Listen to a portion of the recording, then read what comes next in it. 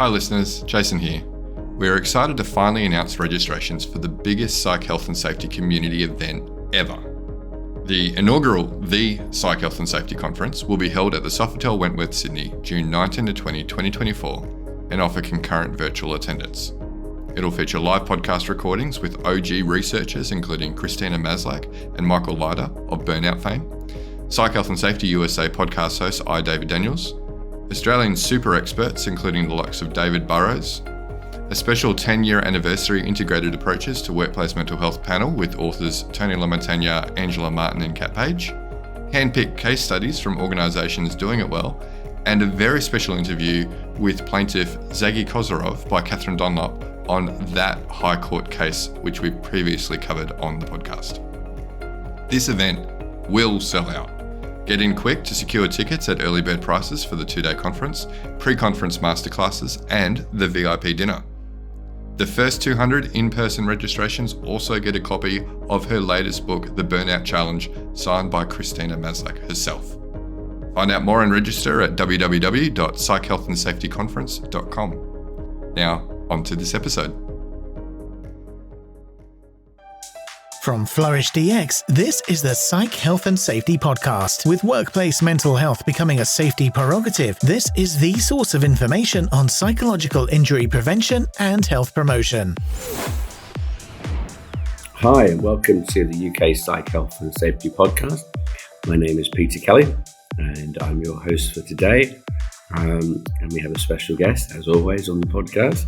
I'm going to let Paul introduce himself, and then I'm going to tell you a little bit of how we ended up on this podcast after meeting in a bar, which you'll all recognise as a common phenomena in any of my guests that I meet. Paul? Yeah, good to be here, Peter. Yes, I'm Paul. I'm the founder of Everymind and have been sharing my own lived experience of sadly losing my dad to suicide for the last 7 years now. So I lost Dad 14, nearly 15 years ago. It took me a long time to kind of, deal with my own challenges that came with that. And then, started sharing my story about 7 years ago in the workplace, outside the workplace, and still do it today. So very passionate about this subject, and just grateful to be here after our random meet in a bar, as you say, Peter. Yes, in Manchester. Highly recommended it was. We've both on LinkedIn, and I've been following you and you've been following me, so it was nice to meet up. But sometimes, as you said, you meet up with someone, you think, yeah, this is like a kindred spirit, someone that's got the same values and the same things that drive me.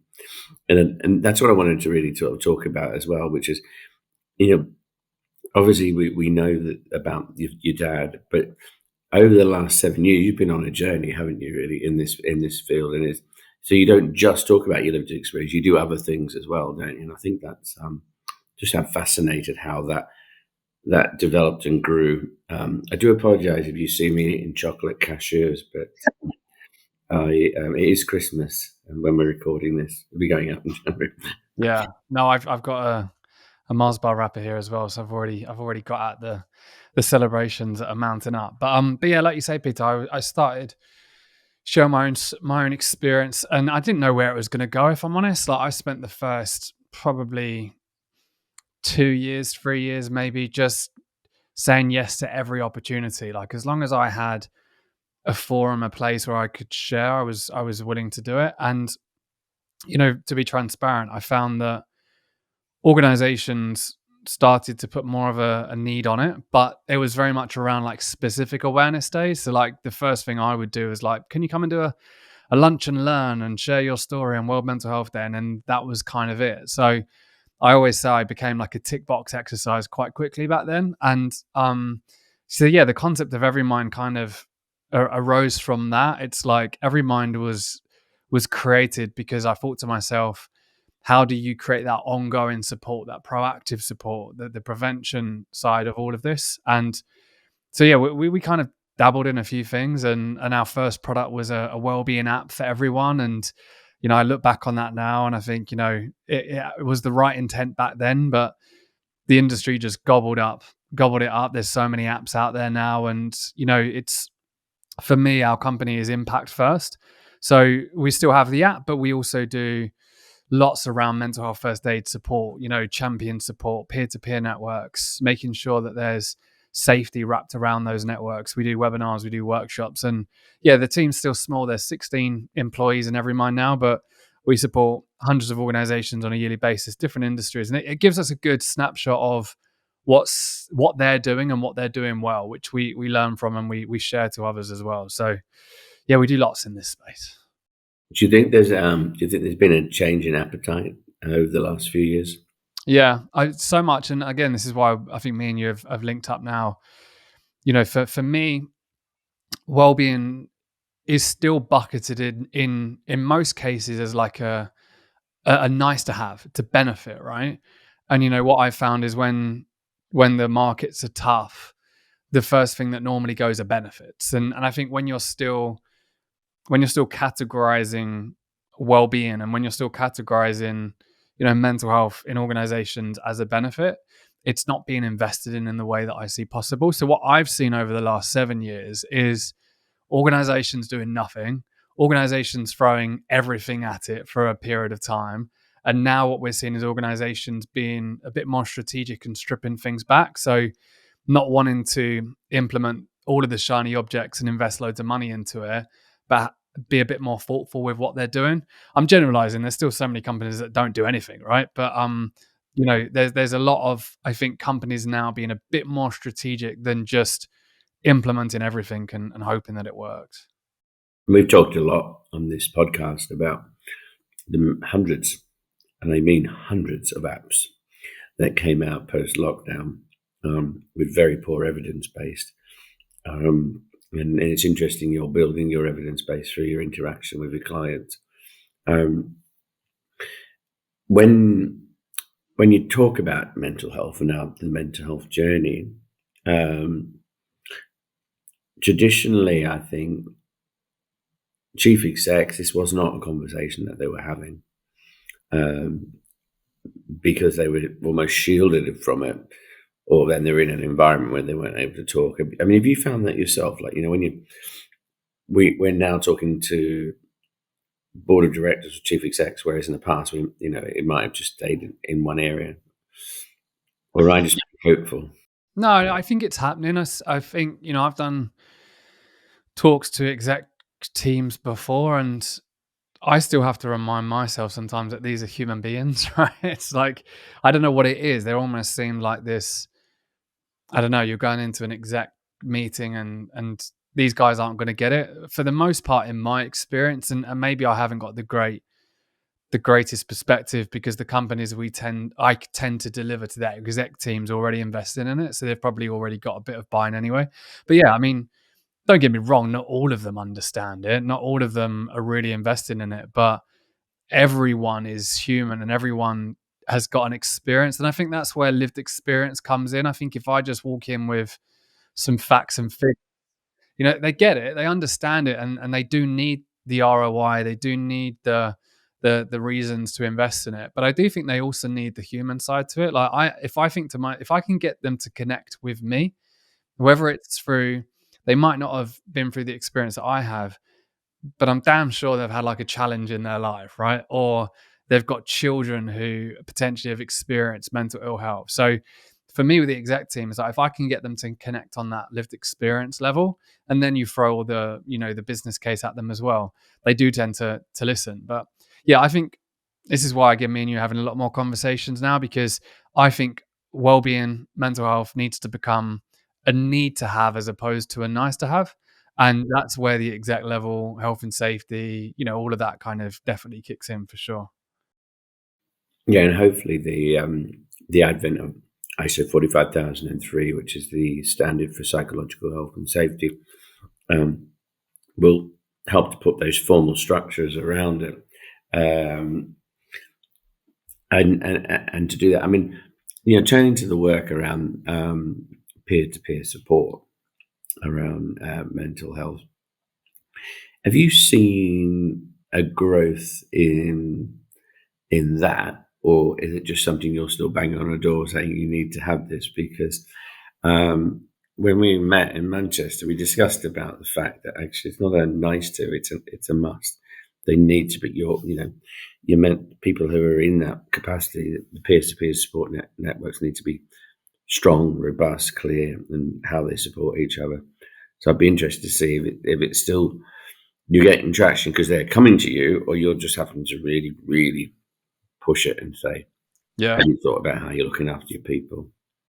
Yeah, it's twofold, isn't it? I think so. We're really focusing on, as you kind of highlighted there, so peer-to-peer networks. Mental health first aid is probably the most common one. Mental health champions, companies name them different things, but so our platform helps companies track impact. Our platform and support. It's not just a platform. It's the real support is more strategic in, as me and you have spoken about, making sure the right people are in that network. How do we make sure that there's safety wrapped around those networks? And alongside that, we provide like on-demand clinical supervision to the network, monthly development. So there's lots that we're doing for those specific groups. And the reason why we do that is because, as you've kind of highlighted, mental health first aid has been implemented. And I think companies have implemented it without actually putting too much effort into it. Like me and you have spoken about this a few times. Like it's an off-the-shelf solution. If you just do the training, you now have mental health first aiders, you signpost people to those individuals. It's like, tick, we've done. So a lot of the companies that we're working with have maybe implemented it 2 years ago. And now they're like, oh, damn, there's some more work we need to be doing here, because they don't know what the mental health first aiders are saying, if they're overstepping boundaries, if they're burning out because the amount of conversations that they're having. So they're now looking at working with us on that case. But yeah, to your point, there's still loads of organizations out there that are focusing just on the training and like the quantity of training. Like we've got 500 mental health first aiders, as opposed to, working with us or thinking about, the quality of those networks and how you can really make peer-to-peer work. Because I know peer-to-peer is so successful if done correctly, but there's huge risks and challenges if it's done incorrectly. Like I'm personally sharing from my own experience here. When I shared my story for the first time, I don't know if I shared this with you already. I shared it because I wanted to help people like my dad. And what I wasn't ready for was the queue of people after the session who then shared their stories with me. And I'm like, I didn't sign up to this. I didn't expect someone to talk about losing their son to suicide, their daughter's eating disorder, all of this that I would then sit on the train with. And it just got me into quite a difficult place myself as well. Like I had no one that I could turn to. So we see it all the time with individuals in organizations. Like they need that support 100% for them to be effective. And yeah, that's kind of where we're focused. Yeah, and I think that's really important, and it is an important, I've had the same experience, and I guess I was fortunate when I was working in a clinical setting, we had supervision, we had peer-to-peer support. It was part and parcel of being a psychologist. But afterwards, being open about your life experience and your mental health does open you up to a whole range of.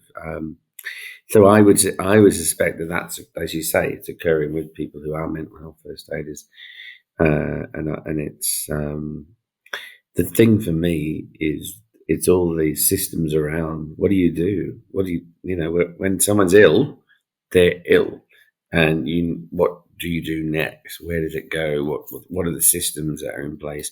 Do you advise on that? When you're talking with people, do you say you need to think about these things that need to be in place, almost like the scaffolding around it? Yeah, it's like again, we've spoken about this. It's like, if you just go and train anyone to be a mental health first aider, actually, there's two sides of it. I think the training's good training. Like it's good awareness, right? But as we've discussed, the implementation and the lack of research around it being successful, if it's implemented incorrectly, is lacking. But I think if anyone went through that training, and I think there is some evidence that shows that people walk away with a better knowledge and better understanding, right? But them becoming mental health first aiders, offering that peer-to-peer support in an organization, the evidence lacks. But it's the evidence from what I've seen is stronger when, like you say, there's frameworks and stuff wrapped around it. So, you know, it sounds very formal, but like assessing the people that become mental health first aiders, are they the right people? What development program do we have in place after the 2 days training? What supervision do they have access to? How do we bring them together as a community? How do we create more engagement for the network? Like all of that stuff needs to be thought of, and that's kind of where we step in. But yeah, like you say, it kind of really lacks. And one of the questions I was going to ask you, Peter, if you don't mind, is what we're also finding is I'll make you the host, Paul.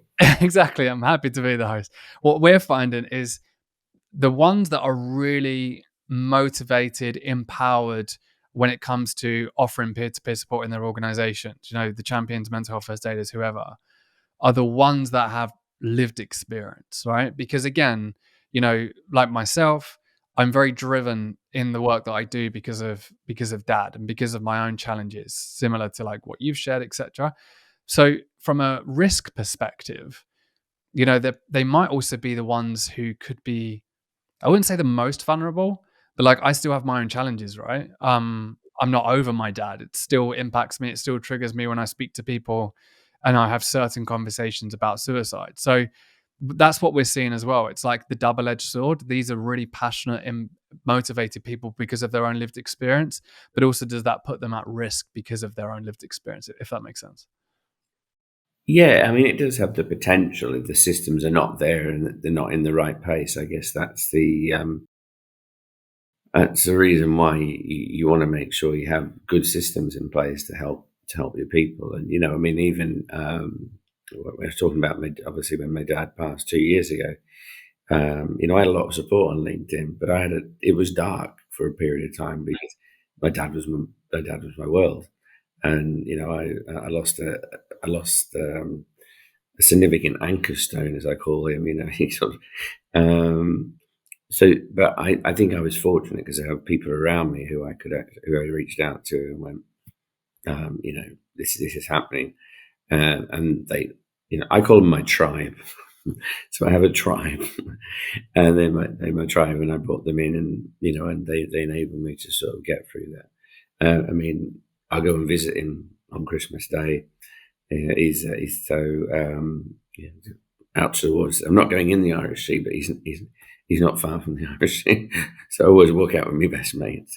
So yeah, and so it's stories like that. It's things that you hold on to, and But I had, I've had friends who've also taken their life, and there is that moment where you're like, I guess years ago I would have gone, I wish I could have done something, but sometimes you can't, and I guess that's the reality that. But in a lot of cases you can, and it's a simple conversation. I was listening just on my post on Instagram. Sorry, no, my post on LinkedIn from an Instagram video of a vet who was crying in a car, who was suicidal, and a police officer comes to the door and he opens down, and he says to him, how can what's going on? He says, I'm on the suicide line for the vets. And he said, look, I'm come out here, let's have a look, come to get out of the car. I can't afford to go to hospital. He said, it won't happen to you. And he just said, it's going to make me a bit bubbly here, but he said, can I have a hug? And this was the guy who was in immediate distress, and this police officer reached out and gave him a hug. Now that's the value of understanding that moment. I mean, I've been there. So I guess, if you have had these experiences, and you can use those in a positive way. But yeah, I do. Going back to your original question, there is a vulnerability factor there, and we need the screening. I think probably needs to be more enhanced, just to say, okay, what happens if, and if it doesn't stop you from being a champion, but it's recognizing that you might have a trigger, and if you have a trigger, what's the organisation going to do about that trigger? And I think that's just like you were saying, when what do I do with that? I'm sat on a train on my home for 2 hours, with a lot of, just it does. Everyone's got one case or one, situation that they remember. I think, like you said about your tribe, like that's I think that's the key part, right? It's like we try to become that tribe, and I would say I've got that tribe now. And I think, like you say, I'm not immune to having difficult conversations or like sessions impacting me more than others, but I can call someone pretty quickly and speak to them in the team, but also outside of that, I've got that tribe now. Whereas back then on that train, I didn't. I was kind of like, I felt very alone. Like I don't know who can relate to this. How do you speak to them about it? So I think that tribe's super important. But also, like, in regards to like what we've seen some companies do to be successful, is even being able to like gray yourself out of being a mental health first aider for a couple of months. It's companies don't even have that mechanism in place. I'm on the internet, I'm being signposted to go and speak to Paul if you're struggling with your mental health, and I want to say I need a month. I need a month to focus on myself. Like, lots of companies can't make that happen, but some of the ones we're working with have got some good systems in place to allow that to be the case. Doesn't mean that I don't want to offer peer-to-peer support next year, but I just need a couple of weeks to myself. I just need that bit of time for me. So yeah, it's interesting. Like you say, there is vulnerabilities, but there's ways of, as you say, mitigating some of those challenges. Do you need more psych health and safety in your life? Then head over to the FlourishDX Academy for several free on-demand e-learning courses.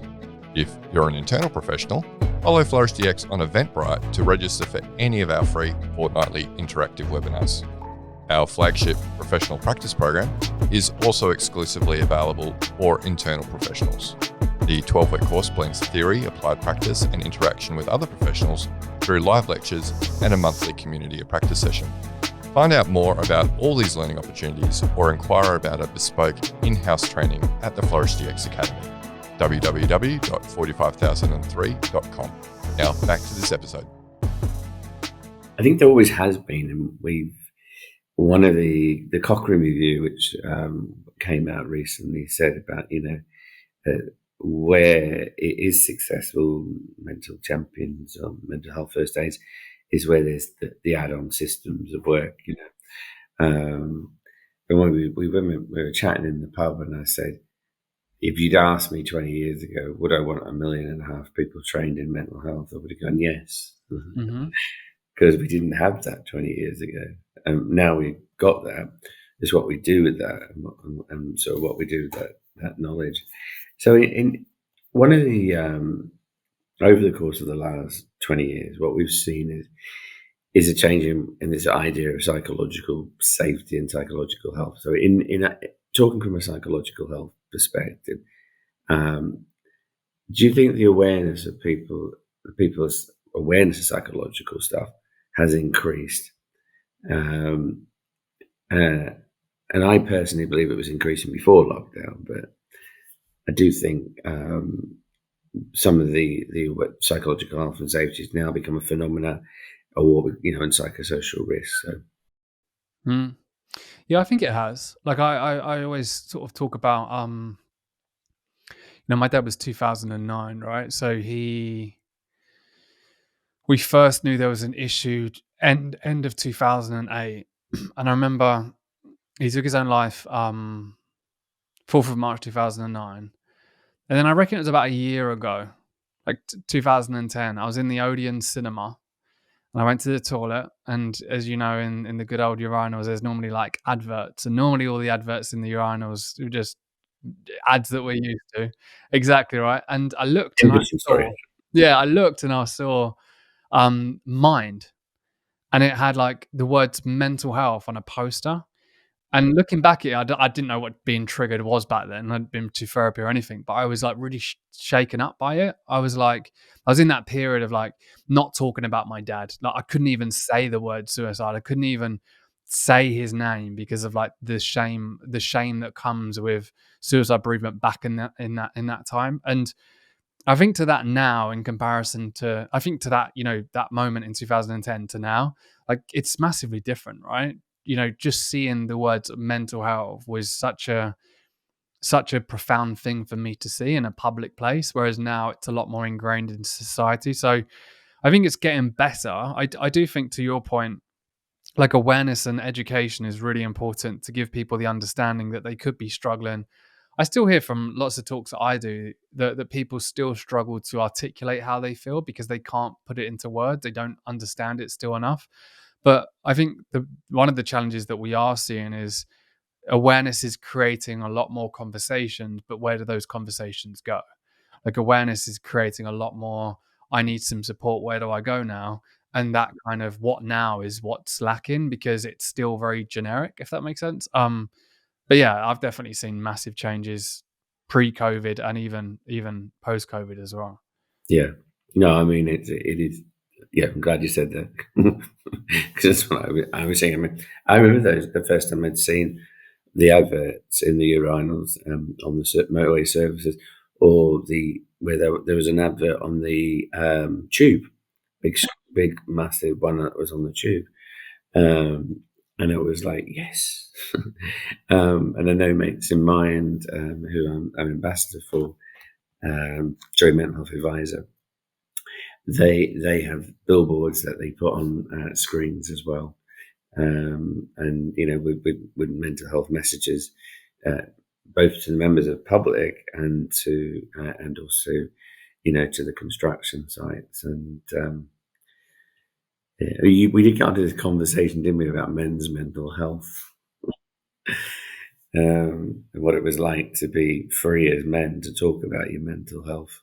Yeah. Yeah, that's like you say, we're still a long way off. It's like it's getting better, but suicide's still the biggest killer of men under 45, right? Or 50, I think it is. But and then Gone men, down, yeah, it's going down since. yeah, men are 3 times more likely to die by suicide than women. And like you say, it's like again, we're getting better, but there's still such a long way to go for us to tackle some of those statistics. But I mean, me and you were two guys in a bar in Manchester talking about our feelings, right? So anyone can do it. Yeah. Well, I think it is that. Well, it's that vulnerability, isn't it? We talked about that, being vulnerable.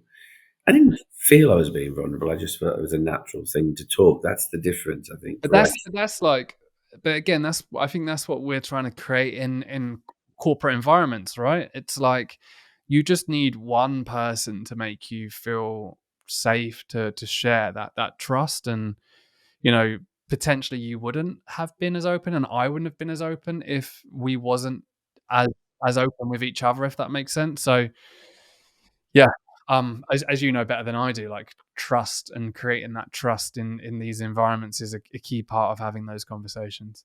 Trust and empathy, and empathy that comes naturally, I guess, and in terms of what people are expecting. So, where do you see the future, Paul? Where do you think we'll be in the next 3 or 4 years from now? Oh, Give well, me your utopian ideal, and give me the maybe we're not quite there. I think that there will be this is just for us. And I don't like using this term, but there's a lot of I think there's a lot of potential risk that's going to be opened up and created because of how mental health first aid's been implemented. So I can see that changing a lot. I really believe in peer-to-peer networks and harnessing those. Like I've done talks with lots of networks of mental health first aiders and champions and organizations these last couple of months. And like they're incredible people. Like, as you know, Peter, they're just so passionate, so empathetic. And I think I talk about the ripple effect a lot. One conversation that they have today could potentially impact thousands of people down the line. Who knows, right? You just never know the impact of a conversation. But yeah, I do think organizations will start to look at the potential consequences and risks that open up from not supporting these networks and implementing the way that they've done. So that's my hope. I think the education around that changes, because I think these groups are great, but they do need that support. They need that development. They need to be implemented better. And yeah, I just hope that more organizations, as I said at the beginning, make this a priority.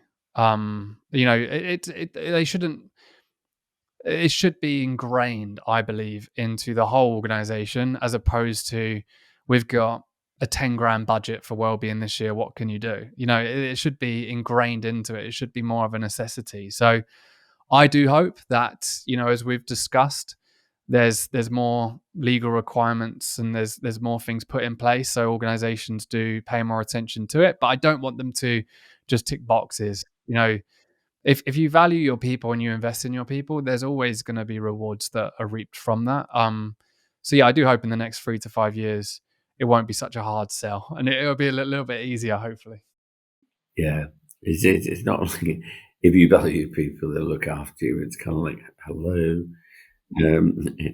We've known that since the dawn of history. And also, it's a selfish point of view. Like, Dad's nearly 15 years. It was a totally different time back then, but his organization did nothing about mental health, right? If I'm being honest, nothing. But again, back then, 15, 16, 17 years ago, I'm sure they weren't the only ones doing nothing about mental health, right? And then I remember he attempted very quickly after we knew there was an issue, and that was a massive shock to them. And give them their due, they were very supportive at that time.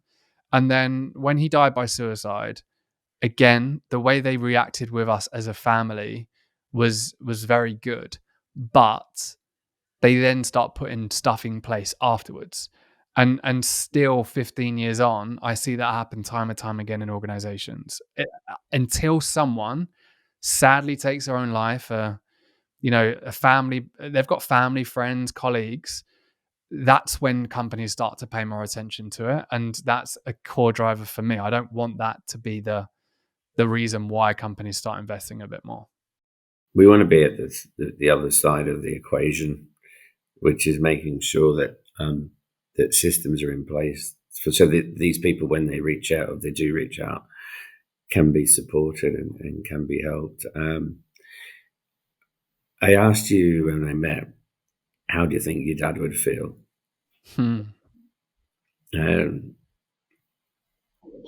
He'd say, you know what the answer is already, but no, it's I get goosebumps when I think about it. Right, he'd probably say, "Stop airing my dirty laundry, Paul." Stop. So no, he would. Everyone says he'd be proud, and I do hope that he would be, and I'm sure he will be. But for me, like, I get a lot of purpose from it because I feel like my dad's legacy lives on. yeah, I share his story, but I share very much about how his suicide impacted me, and that's the other thing, right? We just spoken that example there. An organization loses an employee to suicide. I think people forget how many people that directly impacts, right? And then the mental health challenges that they're likely to experience because of that as well. So, yeah, I'd hope that he'd be proud. I'm sure he would be. But I do find a lot of purpose in the fact that knowing that, when people say that me sharing my story, the work that I've done over the last 7-8 years has helped people, I normally then naturally default to like my dad. Like I feel like my dad's helped those individuals, and that's quite it gives me goosebumps thinking about it, to be honest. Yeah, and that's as I told you when about 8 years ago, I was talking to my dad, and he said, "What do you do, son? What do you do?" I said, "I help people with their mental health and work, Dad." And he went, "Why can't people just be real with each other?" So I was like, "Dad, if we ever start a company, that's what it's going to be, about being real." It's being real comes at a price, but at the same time, you wouldn't do it any differently. Like, and the situation that you found yourself in, and I know your dad would be proud of you, as your mate, as anyone would be, because your dad lives on, and your dad's legacy lives on. And I remember I came away after it. I was on the way home on the train, and I was just buzzing because I thought, you know what, actually, you kind of get why we do this, and it's like I thought about this today when I did this post, which is being there at that time for that one moment for that person is so fundamentally important, and using our life experiences, and as I said, I've suffered from anxiety for 25 years, so it's like it's a journey we do together. But hopefully by being real and talking about it is the difference. Now, what we normally do here, Paul, is we give you an opportunity to have one takeaway, something that if you could tell your young self, what would it be? So what would that be? I think it just leads to what you've just shared. Like, one thing that I'm exploring a lot this year, and I have been for a few years now, is authenticity and being real, right? I'm a people pleaser by default. My mum and dad were people pleasers, but I the more I'm diving into to sharing my story and my experience more so, like, the more I am being authentic. And yeah, so what I'm trying to do, and one lesson I'd love to have given to my younger self is discover who you are and live by that. Don't be too caught up in the opinions of others, and as long as I know that I am doing the work that I'm doing with the right intent, I don't have to persuade anyone else, right? And when I meet people like you who walk away and you know my intent, right?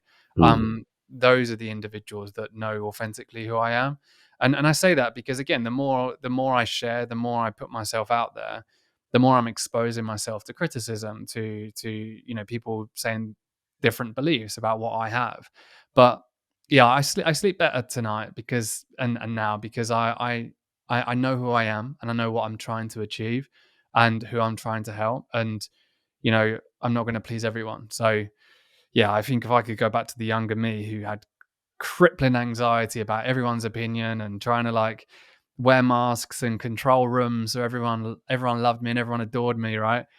Because I was so fearful of criticism, people pleasing, I would just say, like, know who you are and live authentically. So I'm getting better at it. I'm not perfect, but I'm definitely getting better at it. Which makes you an authentic leader. Exactly. Which is one of the characteristics of companies that are successful, is authentic leadership that actually live by the values and live by the system. And that's what we're talking about. When we're talking about people's psychological health, that's what we're trying to create, a place where people are looked after, where actually they don't have accidents, they don't get ill, and we know suicide's increased over the last few years, 6,000 alone in the UK.